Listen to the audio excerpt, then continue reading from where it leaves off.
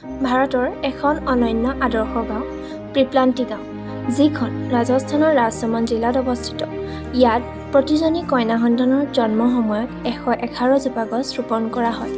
এই পৰম্পৰা আৰম্ভ হয় যেতিয়া গাঁওবুঢ়া শ্যামসুন্দৰ পালিৱালৰ কন্যাৰ ডিহাইড্ৰেশ্যনত মৃত্যু ঘটে। এই গাঁৱত ৰাখী বন্ধনৰ দিনা গাঁৱৰ কন্যাসকলে গছক ৰাখী বান্ধে আৰু এনেদৰে তেওঁলোকে বৃক্ষাবন্ধন পালন কৰে।